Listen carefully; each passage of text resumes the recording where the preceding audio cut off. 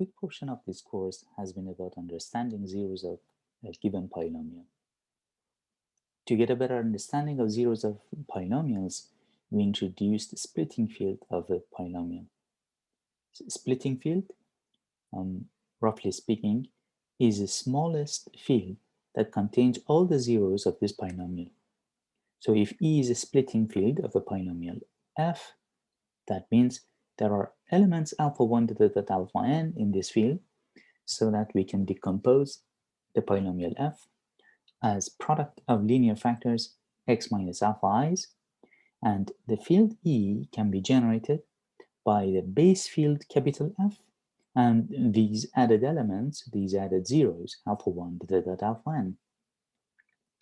Now, in order to understand this splitting field better, we are going to focus on understanding the symmetries of this field extension.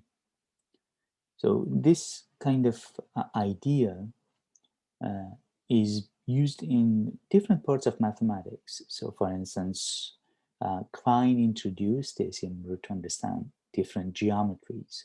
So let's say you want to compare hyperbolic geometry with Euclidean geometry, or Euclidean geometry with symmetries with similarities in Euclidean plane, or with projective geometry and so on. The same type of phenomena, which is more similar to Galois theorem, this field extension question, you might have seen in your topology when you're understanding covering spaces and you want to see what are the symmetries of this covering space. In any event, let's go back and see what we mean by symmetries of a field extension. So let's say I give you a field extension E of a field F, then we want to understand what are the maps that send E to E, which is an isometry, which is an isomorphism of rings, and it preserves the F vector space structure of E, which means I'm looking for F linear ring isomorphisms from E to E. These type of maps we call F isomorphisms. So again, so we call this kind of maps F isomorphisms, and similar to other objects in mathematics, when you look at the set of all the symmetries under the composition, it forms a group. So we are going to introduce the notion of odd, and so the set of odd L sub k is the set of all k isomorphisms from L to L. So we also call them k automorphisms. So often, often when we use the word automorphism, it means an isomorphism from that object to itself. Okay, so the set of all the automorphisms from L to L, k automorphisms from L to L is denoted by this. And as I pointed out, this set under composition forms a group. Now, what we want to do next is to understand this group better and to see how much this group can tell us about the structure of this field extension.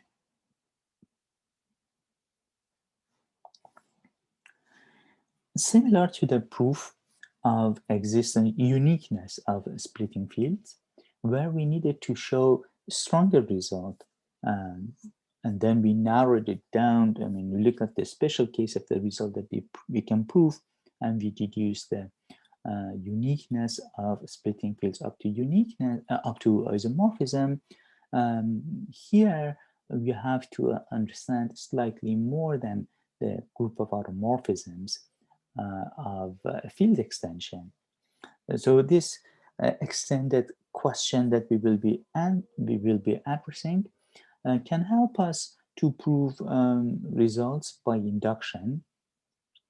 And again, this is fairly similar to what we have done when we wanted to show the uniqueness of splitting fields.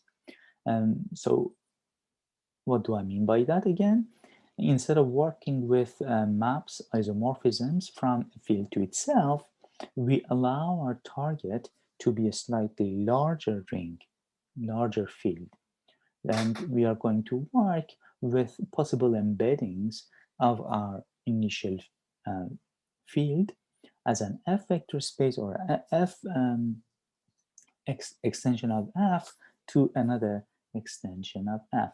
So for that purpose, similar to your homework assignment, we are going to introduce the set of all the F embeddings from E to L by EMB sub F. So EMB sub F, and so this set over here, this notation is going to be used to denote all the possible F-linear injective ring homomorphisms from E to L.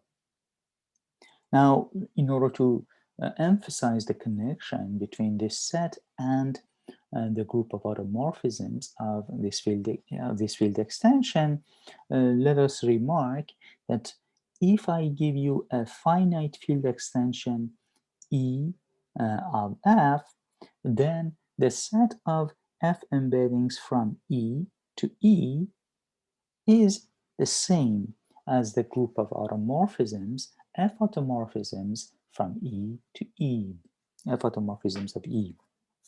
I don't need to emphasize from E to E, automorphism is automatically from E to itself. Okay, so why is that the case? When I give you theta in an F embedding from E to E, then automatically it is injective, automatically it is F linear and a ring homomorphism. So the only thing that lacks from being an automorphism is showing that it is surjective. So I need to understand the image of theta by using the image kernel theorem. I do know that the dimension of image as a vector space plus as an F vector space plus dimension of its kernel as an F vector space is the same as dimension of the domain, which is E, as an F vector space. But because theta is injective, I have that the dimension of, I have the kernel is 0, and therefore its dimension is 0. And that means dimension of the image is equal to the dimension of the domain. But notice that because domain and codomain are the same, it means that it's the same as the dimension of the codomain. That implies whenever I have two finite dimensional vector spaces and they have the same, and a subspace has the same dimension as the entire space, we can deduce that they are equal. And why is that the case? Because we have already proved that when I give you a subspace W, dimension of W plus dimension of the quotient space V by W is equal to the dimension of V. So if I tell you dimension of V is equal to the dimension of W, we can deduce that the quotient space is 0 and therefore V equals to W. Now, we have seen the next lemma, but it plays an important role in understanding ring homomorphisms from an algebraic extension to other rings. So let's recall the statement of the lemma. So whenever I give you, so suppose I give you two field extensions, E and L, both of them are field extensions of F.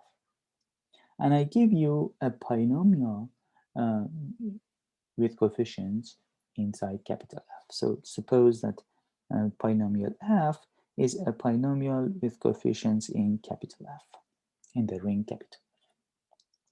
And the ring E, in the field E, contains a 0 of this polynomial. And let's call that 0 to be alpha. Now, whenever I give you an embedding from E to some other field L, then alpha is supposed to be sent to a 0 of F. So essentially it is ring homomorphisms preserve the algebraic relations that elements satisfy. So therefore, if alpha satisfies certain algebraic relation, if alpha is zero of a polynomial, then theta of alpha should be zero of a polynomial.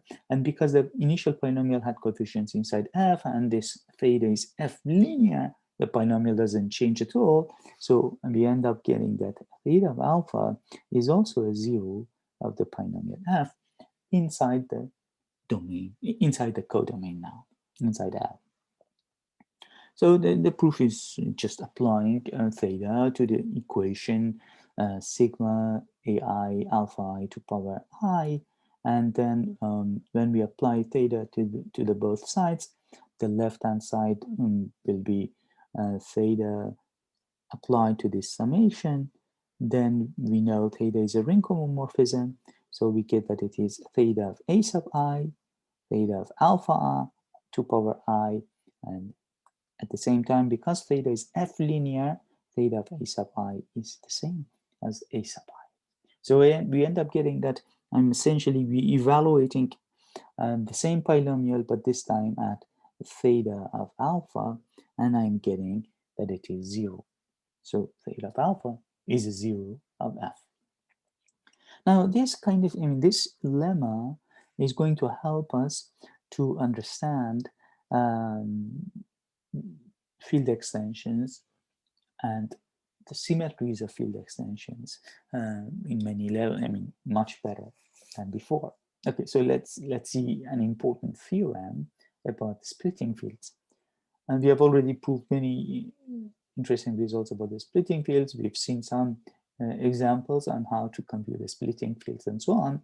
This theorem is going to introduce two other properties of a field extension.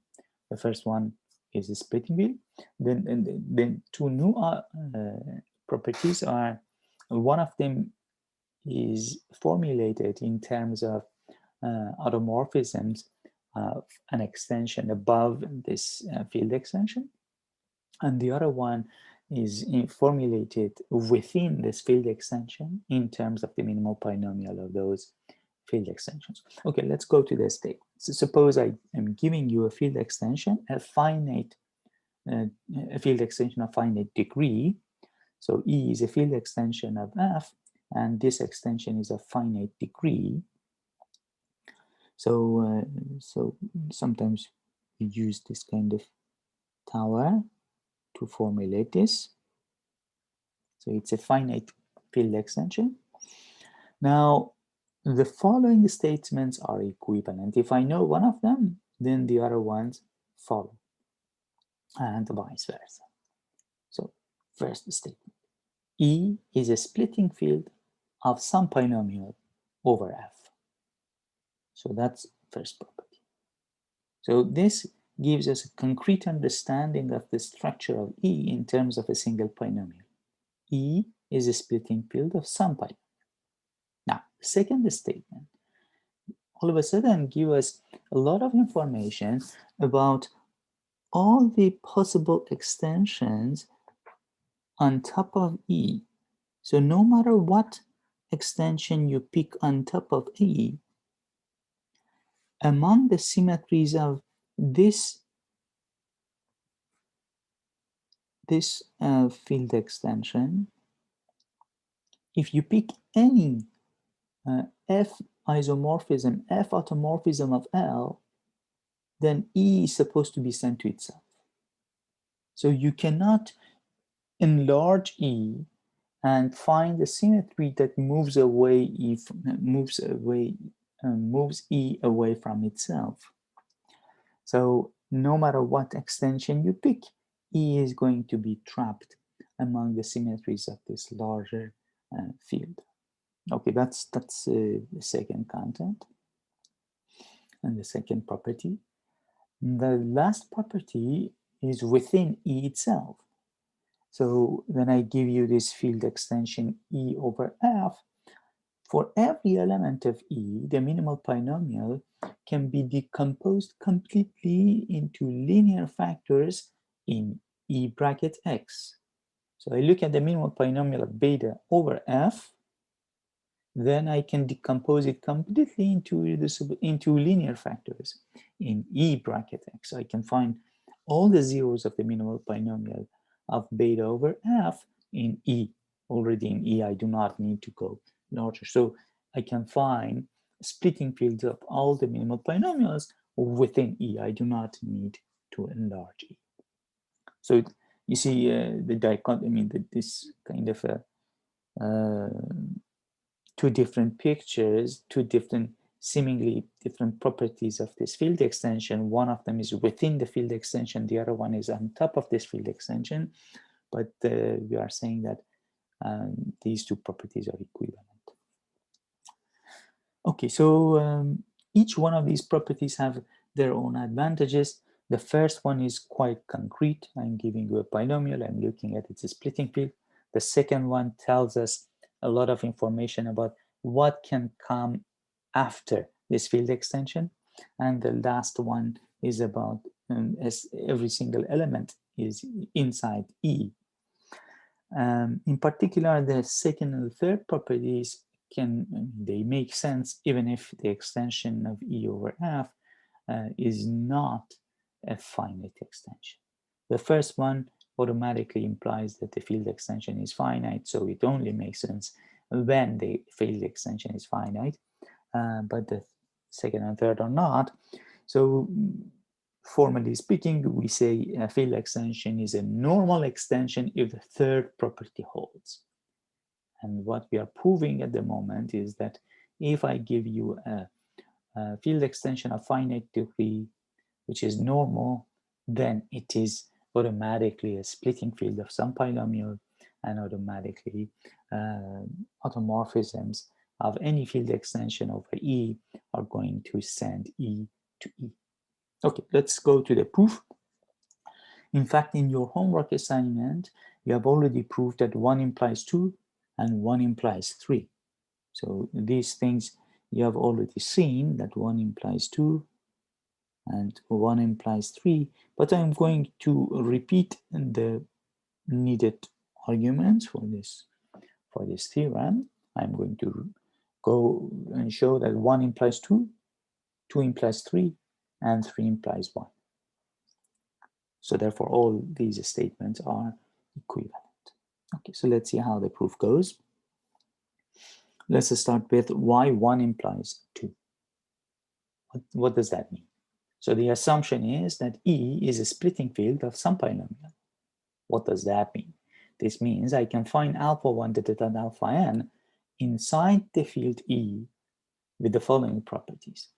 First, E is generated by the base field F and the elements alpha 1, alpha 2, alpha n, and the polynomial F can be decomposed into composed completely into product of linear factors x minus alpha i's. Okay, now what do we want to show? That was the assumption. We want to pick a field extension. So again, I have E, I have F. Now the second statement is about a field extension L of E, and what we want to show is that if I give you an F automorphism of L, so I'm sending L to itself via some F automorphism. Okay, so I cannot write it in this margin.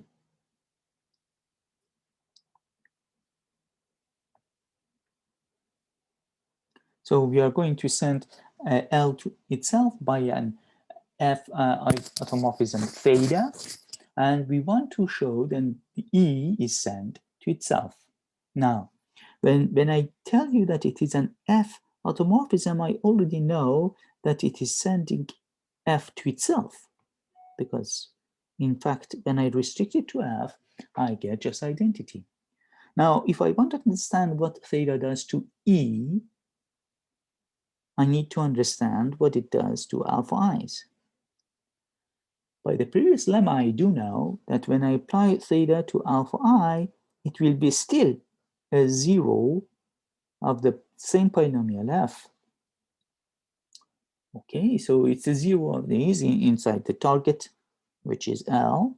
So I'm getting a zero of f in L. But remember, in L, a polynomial of degree f cannot have a degree n, a polynomial f degree n cannot have more than n zeros.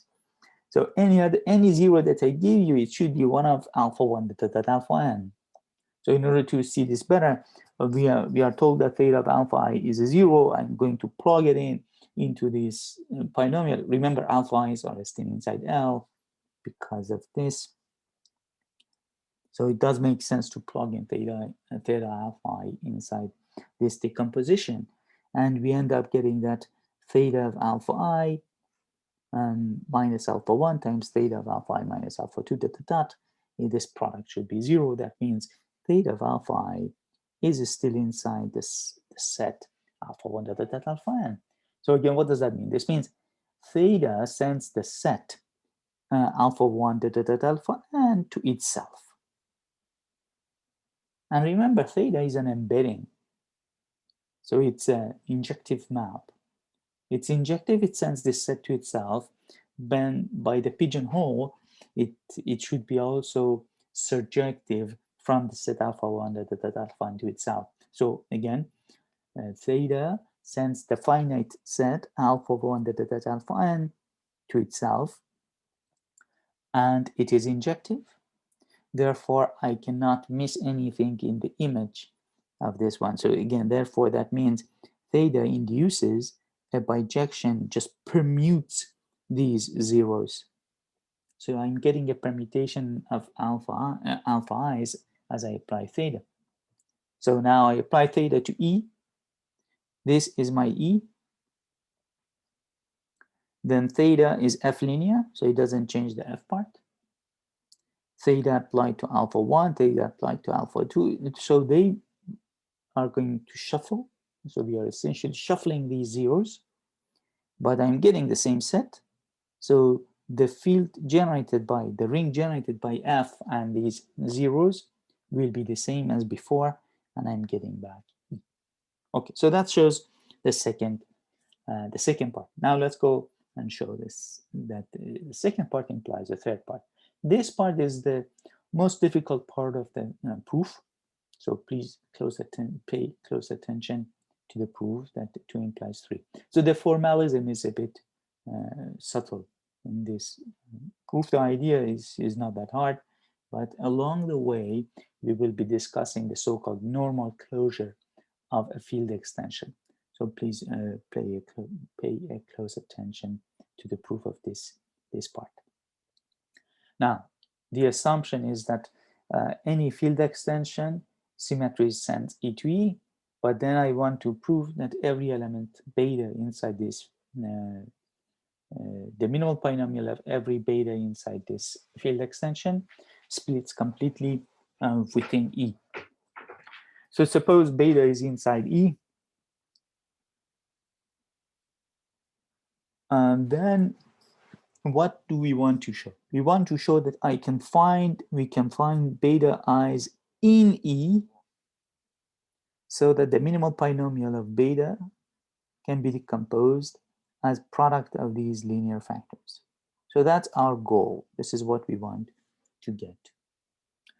Okay, but do we know any place that we can decompose the minimal polynomial completely into linear factors? Yes, that's called a splitting field. So we get back to that later. Suppose at this point we have some field extension of E where we can decompose the minimal polynomial of beta into product of linear factors. Let's call that field extension L. Why am I doing that? Because my assumption is about field extensions on top of E. Okay, so suppose I have some field extension L. I don't know what it is. We'll get back to what it is later. So suppose L is a field extension of E, which does contain all the zeros of the minimal polynomial of beta. So L is a field extension of E, and there I can decompose the minimal polynomial of beta over f into a product of these linear factors. Okay, now, because beta and beta sub I is, both of them are zeros of this irreducible polynomial m beta, I can always find an f isomorphism from f bracket beta to f bracket beta sub I, which sub j, which sends beta to beta sub j. And we've seen this before, that whenever I give you an irreducible polynomial with coefficients inside f, and in some field extension I end up finding two zeros of this polynomial, then I can send one zero to another and extend this map to an f isomorphism from f bracket beta to f bracket beta prime, or beta sub j in this case. So I can always find this f isomorphism from f bracket beta to f bracket beta sub j. But this is not quite useful for me, because again, in my assumption, I have to work with, so I'm given E, I'm given F, and then I have to work with some field extension of this guy.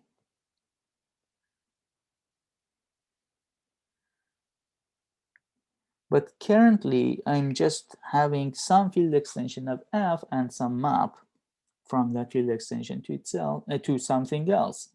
So there are these kind of difficulties. I mean, I cannot use my hypothesis at the moment. Again, in my hypothesis, I need to have some field extension of E, and then some map from L to L, which commutes with this picture. So if I have it like that, then the hypothesis tells me that E is sent to E. So that's the picture that we have from the hypothesis. But currently, I'm not there.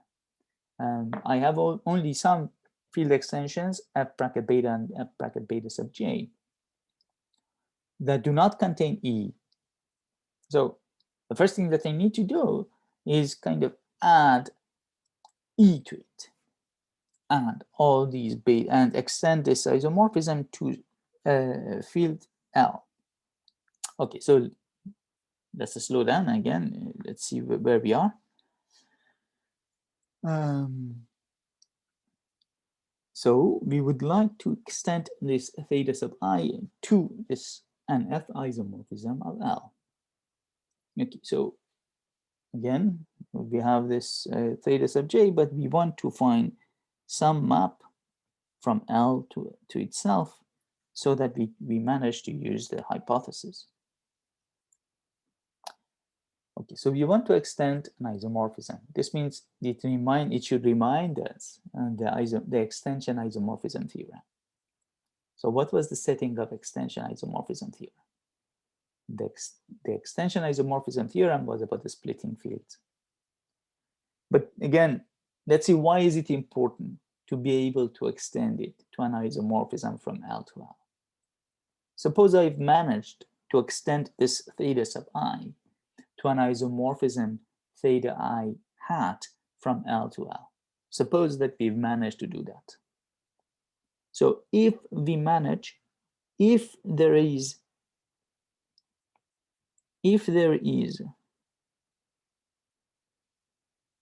an extension theta sub I hat from L to L, an extension of this theta sub I,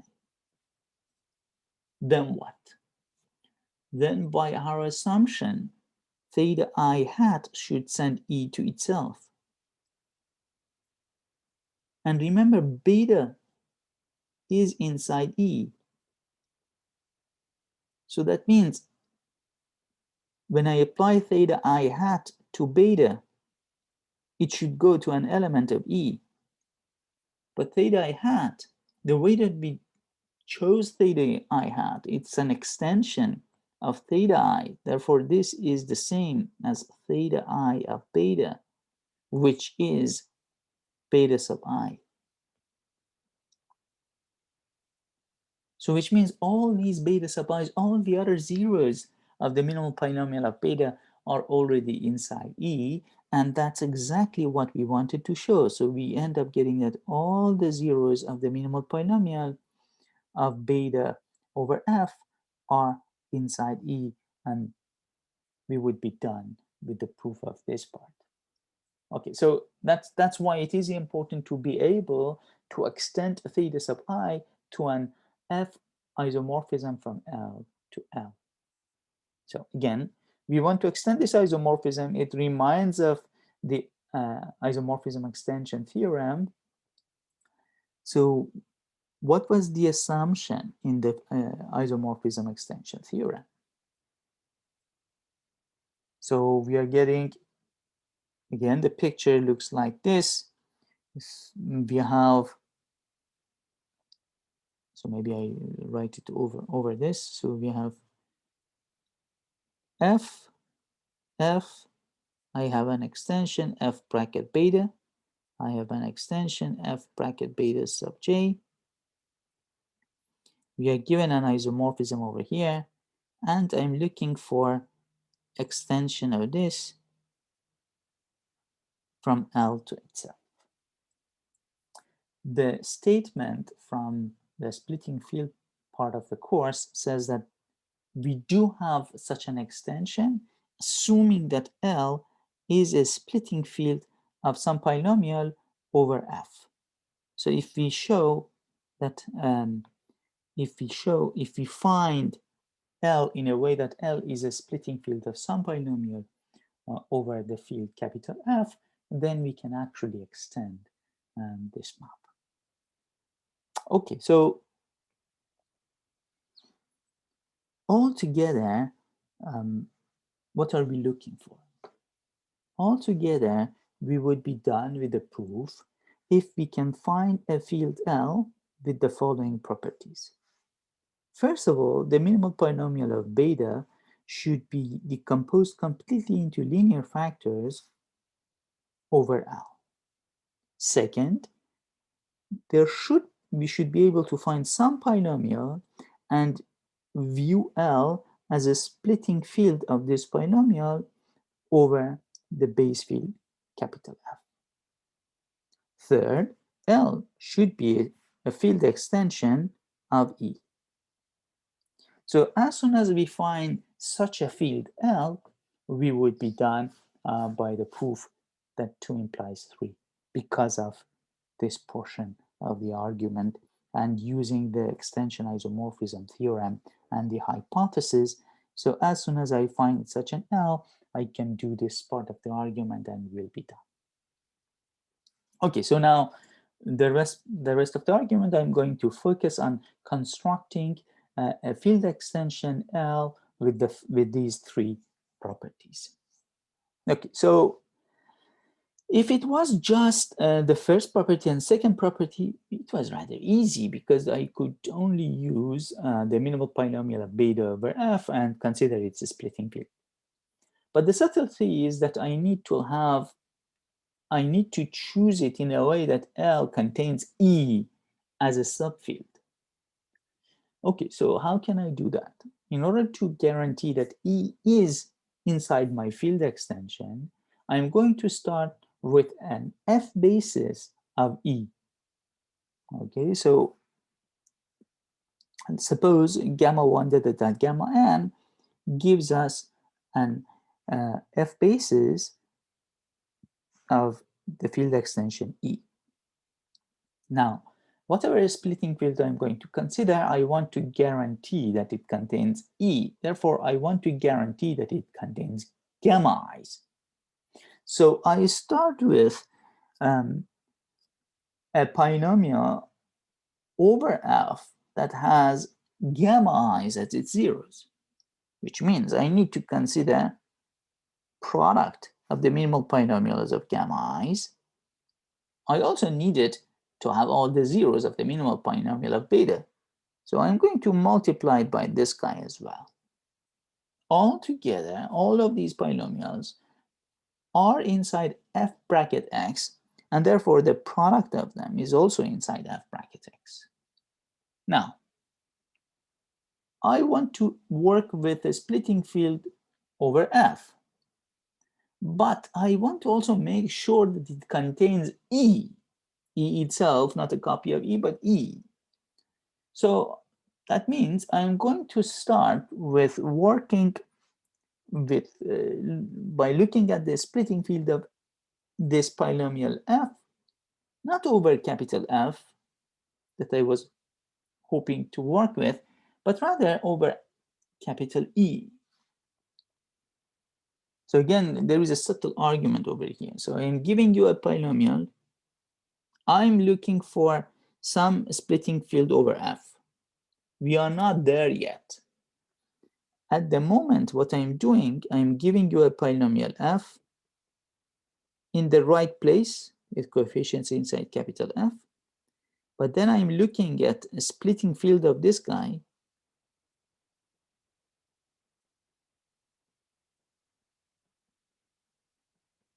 over this larger field. Why am I doing it over this larger field? Because I want to guarantee that the field capital E is in my field that I'm getting out of this construction. Later, I will argue that the same field is a splitting field of a polynomial, the same polynomial over capital F. But for a moment, I'm viewing it as a splitting field of this polynomial over capital E. Okay, so let L, again, let's make sure that we understand L is a splitting field of this polynomial, the product of these minimal polynomials, over E. Therefore, so far we are getting a field extension. So far we are getting a field extension of E. So far, so good. And inside this field extension, I'm getting all the zeros of minimal polynomial of beta, all the zeros of minimal polynomial of gamma 1, all the zeros of minimal polynomials of gamma 2, and so on. And notice that because E is already there, beta, gamma 1, gamma d, all of them are inside L, and therefore I have already have one of the zeros of these minimal polynomials. So they are already inside L because they are inside E. Okay. So then I'm adding the other zeros if needed. Now, again, because it's a splitting field, not only I have these zeros, but these zeros are enough in order to construct L by adding these zeros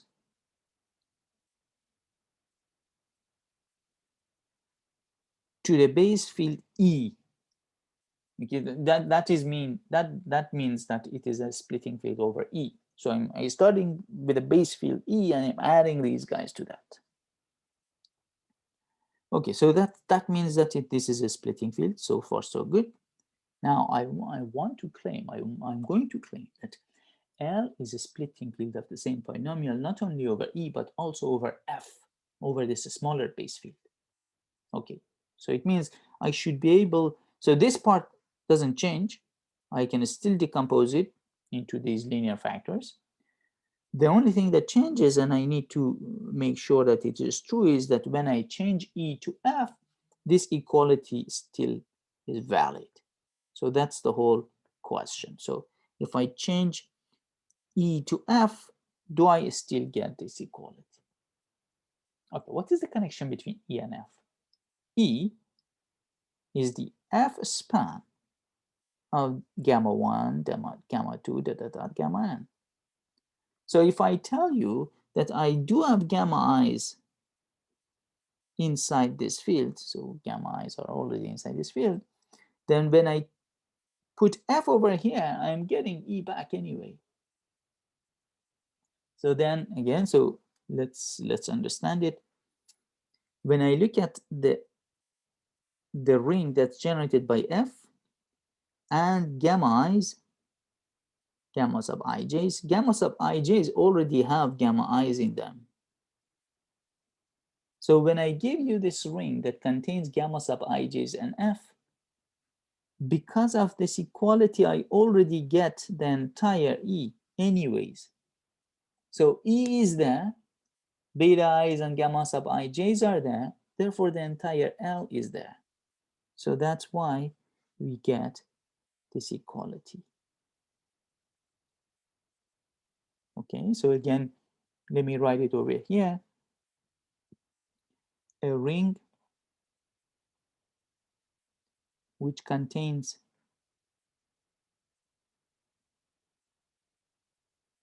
F and gamma sub ij's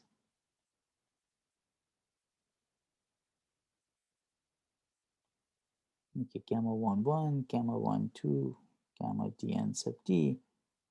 Not only these guys, in fact gamma 1 gamma d are enough. If it contains these things, then it contains E.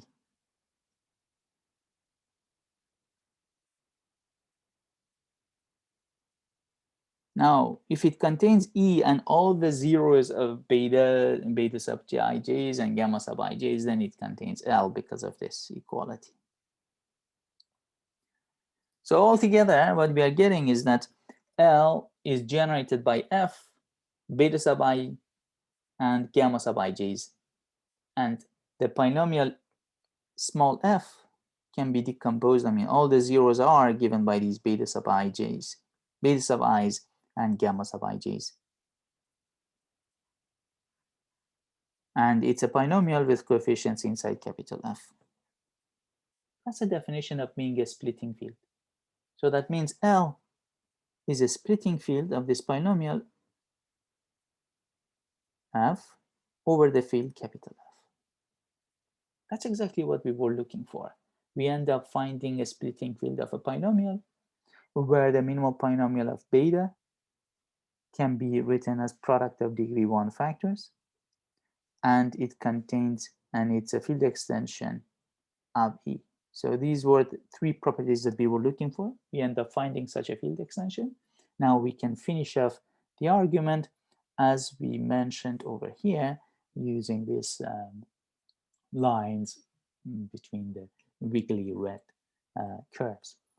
So essentially by extending theta I to an F automorphism from L to L and using the hypothesis, we know that then therefore this theta I hat sends E to E, therefore beta is sent to an element of E, which means all the beta sub i's are inside E. Okay, so this finishes the proof that Y2 implies 3. Now let's see finally. But before I continue, let me point out this process of starting with a basis, gamma I, F basis of gamma of E, gamma 1 to the gamma n, and looking at the splitting field of the product of the minimal polynomials. This is a common technique.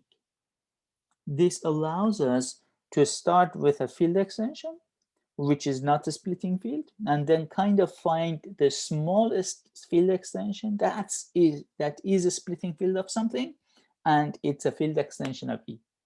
So this technique is very common, and the whole process is called finding a normal closure of this field extension. So it's called the normal closure of E. We'll come back to this comment, to this remark later. But now let's go and see why 3 implies 1. We see a similar idea in this proof as well. So what does that mean?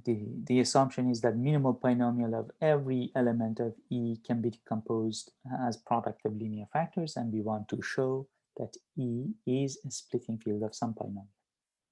So we are going to start again, a similar idea as before. We are going to start with a basis, an F basis of this field extension, gamma 1 to the dot gamma n. Then I know that E is, that's the assumption, it's F span of this. The same idea as before, we are going to look at the product of the minimal polynomials of gamma i's over the base field F. Then we are going to consider the splitting field of this polynomial. But what does the assumption tell us? The assumption says all these minimal polynomials can be written as a product of degree 1 factors in E bracket X. So already all the zeros are inside E. All the zeros are inside E. This means I can find alpha i's inside E and write down this polynomial f as product of these degree 1 factors. But notice, gamma i's are already zeros of this polynomial. Gamma 1 is a zero of this one. Gamma 2 is a zero of this one. Gamma d is a zero of this one. So this means gamma i's are already inside the set of these alpha 1, this set of zeros of this polynomial f. What does that mean? This means if I consider the f, the ring that's generated by f and alpha 1 alpha n, it contains the ring that's generated by f and gamma 1 gamma n, because they are a subset of these alpha i's. But the ring generated by gamma i's and f does contain the f linear span of gamma 1 gamma n, gamma d. But the f linear span of gamma is E. So this means that this ring should contain E. And of course, because alpha i's and f, they are all inside E, the whole thing is a subring of E. So this means that the whole thing is sandwiched between E's, therefore all of them are E. We get equality, and therefore E is equal to this. So again, that means that altogether I'm getting that E is equal to f bracket alpha 1 alpha n, and the polynomial f is decomposed as product of x minus alpha i's. Therefore, by definition, it is a splitting field of this binomial over f. And that's exactly what we wanted to show. We wanted to show that it's a splitting field of some polynomial. We found what the polynomial is. You see this idea of taking an f basis, looking at the product of the minimal polynomials, and considering the splitting field of that guy is a common technique to find the normal closure. Okay, so let's see some basic properties of normal closures. Especially now I'm going to focus on the second property, because as I pointed out, we want to understand symmetries of field extensions, and the second property was about symmetries of field extensions. So suppose I'm giving you a normal field extension that is a finite degree. Then, so this is my field extension.